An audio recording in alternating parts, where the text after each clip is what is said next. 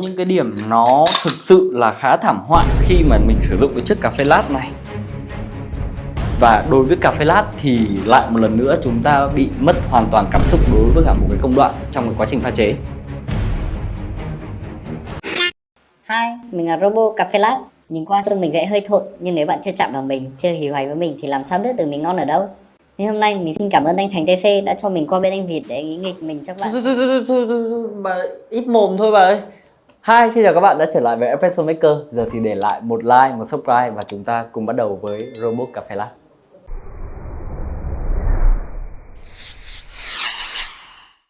Về thiết kế trước nhé, mình không tin là nhiều người cảm thấy cái thiết kế của chiếc Robot Cà phê Lát này nó đẹp, và cá nhân mình cũng không cảm thấy nó đẹp. Nhưng mà cho đến khi cầm nó về, cảm nhận được cái độ hoàn thiện của nó, vận hành với nó, làm cho mình nhìn thấy cái chiếc máy này trông nó đẹp hơn. Nó không thực sự đẹp về mặt thẩm mỹ, nhưng mà mình nghĩ là mình có một cái thiện cảm rất là tốt với nó. Một chiếc máy được xây dựng với gần như 100% bằng kim loại, ngoại trừ một vài yếu tố liên quan đến chuyển động bên trong này, và cái pad bằng cao su này nó đem đến một cái cảm giác rất là chắc chắn và yên tâm.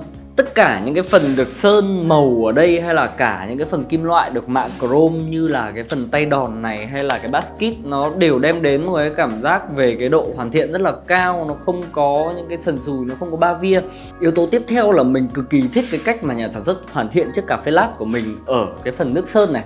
Từ cái phần nước sơn cho đến những cái phần mạ chrome ở trên tay đòn hay là cái phần basket này, nó đều được làm rất là trau chuốt, rất là mượt mà, và nó đem đến cái cảm giác trải nghiệm đối với mình là tương đối hoàn thiện. Một cái yếu tố rất thú vị nữa trong cái công đoạn hoàn thiện chiếc cà phê lát này là cà phê lát nó không được làm ở những cái lô sản xuất lớn, mà nó sẽ được làm theo từng lô nhỏ, và ở đấy những cái người thợ họ sẽ lắp ráp thủ công từng chiếc máy một. Và khi mà mình xem những cái video ấy trên mạng, mình cảm thấy đây là một công đoạn hoàn thiện khá là thú vị của chiếc máy này. Nó đem đến những cái cá tính riêng, những cảm xúc riêng biệt, và mình nghĩ là những cái chiếc máy nó sẽ có cái độ khác nhau tương đối, nhưng mà ở đây cái chiếc cà phê lát này mình đang có, nó có độ hoàn thiện rất cao, đặc biệt là cái phần tay đòn này. Nó có cái độ khít cực kỳ thỏa mãn và mình rất thích điều đấy. Và khi chúng ta vẫy cái tay đòn này thì điều gì sẽ xảy ra?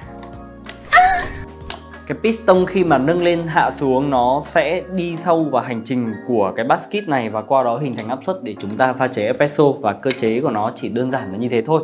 Và ở đây chúng ta sẽ có một cái giỏ. Cái giỏ này 58mm, nhưng nghe thì có vẻ khá là phổ thông đấy, nhưng mà thực tế thì nó lại không phổ thông một chút nào. Có nghĩa là ở đây chúng ta sẽ chuẩn bị cà phê đổ vào đây, nén, và sau đó chúng ta sẽ đặt cái pack này lên, rót nước trực tiếp vào phần basket này luôn, và sau đấy là chúng ta sẽ pha chế. Một chút nữa mình sẽ nói sâu hơn về cái workflow hơi quái dị của chiếc cà phê lát này. Tiếp theo cũng là một cái phần tương đối khó chịu với cả cái portafilter này. Khi mà chúng ta lắp vào máy thì nó sẽ như thế này. Bạn thấy không?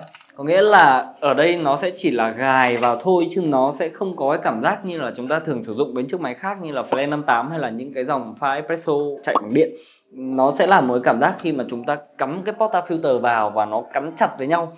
Một cái cảm giác mình nghĩ là nó rất bình thường trong việc pha chế espresso, nhưng mà nó cũng có những cái cảm xúc nhất định. Thì đối với cà phê lát chúng ta sẽ không có cái cảm xúc đấy, và mình chưa quen với việc này. Và trước khi đến với quá trình pha chế với robot cà phê lát thì chia sẻ chút là mình đã tạo một cái đường link donate ở phía dưới phần mô tả. Tất cả những cái số tiền được khán giả donate mình sẽ dùng để mua những cái dụng cụ cà phê về trải nghiệm, sau đó review cho các bạn, và cuối cùng là giveaway lại cho cộng đồng người xem Espresso Maker. Bạn có thể ủng hộ để chúng mình có thêm nhiều cái khoản chi phí để mua những cái dụng cụ cà phê, và chúng ta có những cái mini game thú vị cùng những cái trải nghiệm cà phê mới. Còn bây giờ là workflow với cà phê lát.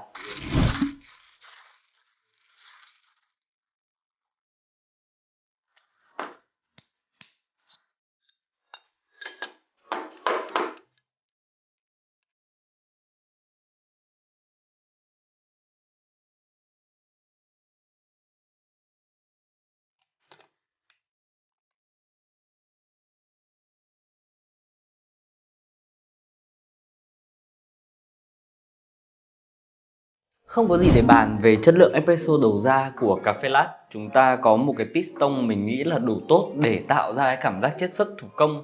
Nó rất là trực quan, nó rất là êm ái, và ở cái cơ chế của cái đòn bẩy này, nó đem đến cho mình một cái cảm giác là mình có thể điều tiết được cái lực để chúng ta dùng mạnh nhẹ như thế nào. nó khá là dễ. Tất nhiên rồi nó nặng, tại vì ở cái áp suất là 93 chúng ta không cần phải đẩy một cái lực quá mạnh đâu, nhưng mà chúng ta phải duy trì cái lực đấy trong cái khoảng thời gian chiết xuất, thì mình nghĩ là nó sẽ khá là nặng đối với cả những cái bạn nữ. Đối với mình thì mình cảm thấy nó thú vị, nó hay và nó có những cái độ hấp dẫn rất là riêng biệt của nó. So sánh với cả một cái dụng cụ lever espresso khác là Flair 58 mình đã từng trải nghiệm trước đây, thì mình có cảm giác về cái việc mà đẩy hai tay xuống như này nó không nhẹ hơn đâu, nhưng mà mình nghĩ là việc chia lực ra cả hai bên nó đem đến một cái khả năng điều tiết, nó có độ trực quan cao hơn. Và chung quy lại là mình nghĩ cà phê lat đã tạo ra một cái quy trình pha espresso rất thú vị và mình nghĩ là nó xứng đáng để được trải nghiệm.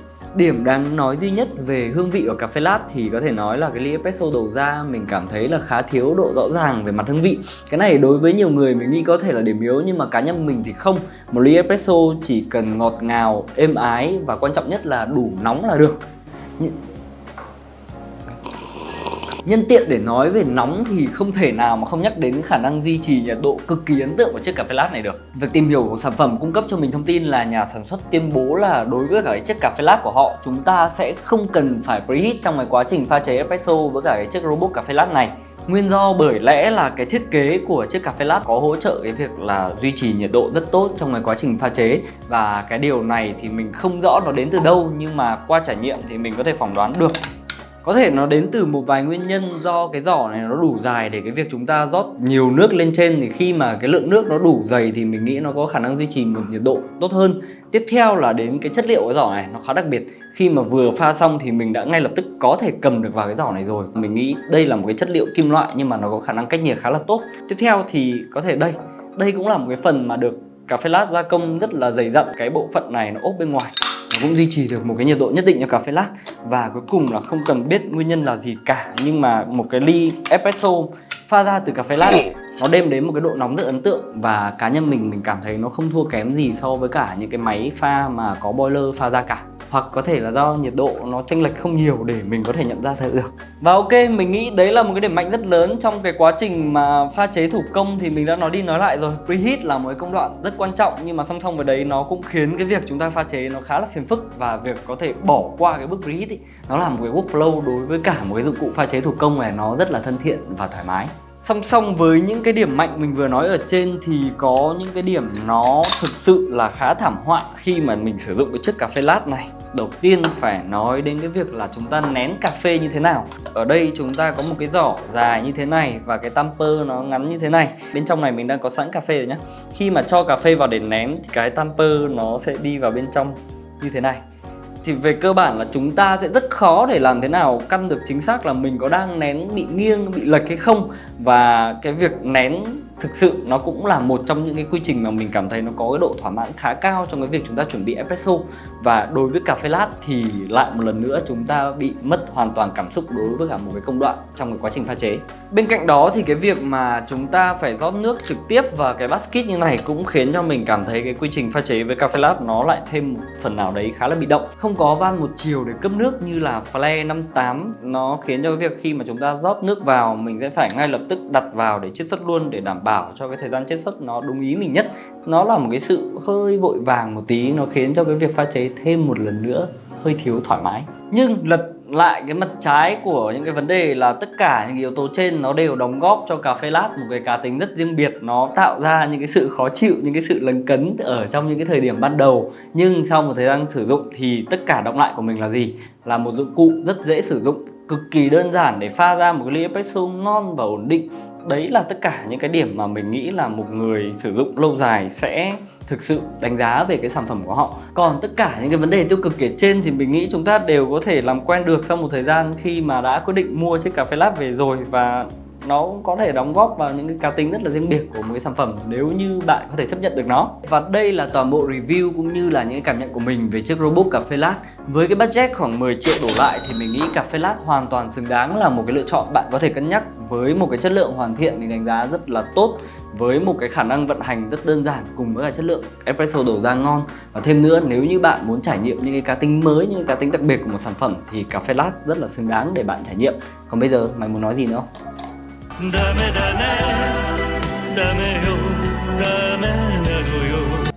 Nhớ donate nhau. Ok, và bây giờ thì xin chào và hẹn gặp lại các bạn trong những video lần sau của Espresso Maker.